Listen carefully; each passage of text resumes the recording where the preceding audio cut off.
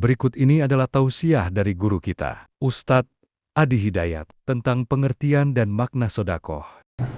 Berutang itu dalam konteks yang dibenarkan, bukan riba, itu kan ada kebutuhan, itu mubah hukumnya. Bahkan kalau ada terkait dengan sifat-sifat kebaikan, hajat hidup dan sebagainya, itu bisa naik kadarnya dari wajib ke sunnah, itu kan, bahkan mohon maaf, dari mubah ke sunnah, bahkan ke wajib dalam konteks-konteks tertentu yang memang berkaitan dengan hajat kehidupan, ya, untuk melindungi jiwa atau nyawa. Tapi ingat, untuk membayar nggak ada turunan, dasar hukumnya wajib untuk mengembalikannya. Jadi kita temukan dulu, bayar hutang hukumnya wajib, apalagi melepaskan diri dari riba, yang riba ini sangat dilarang oleh Allah Subhanahu wa taala dengan redaksi yang sangat tegas. Maka kewajibannya jadi meningkat, kan? Kewajibannya jadi meningkat. Sedangkan infak, ya, dengan sedekah. Sedekah ini nama umum. Saya tuliskan dulu begini, sedekah. Ya, jamaknya sedekah.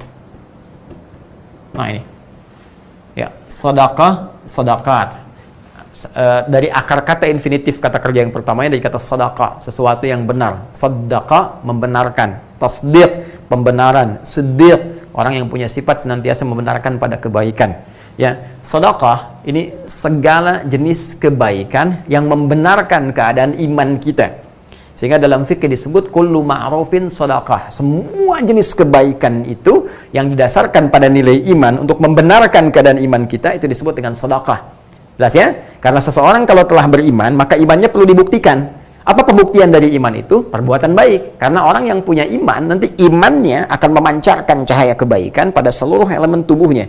Jadi ketika iman masuk ke dalam mata cahayanya, maka mata akan dibimbing untuk melihat segala yang baik. Iman masuk ke dalam telinga, maka telinga akan dibimbing untuk mendengar yang baik-baik. Demikian ke lisan, ke tangan, sampai ke ujung kaki.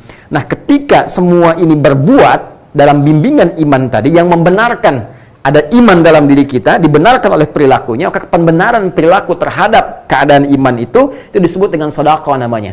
Ya, perbuatannya sifatnya disebut dengan sedekah. Jadi kenapa disebut dengan sedekah? Karena terjadi perbuatan-perbuatan baik yang membenarkan keadaan imannya. Karena itu dalam kaidah fikih disebutkan kullu ma'rufin sedekah. Setiap jenis kebaikan yang bersumber dari iman seseorang itu disebut dengan sedekah.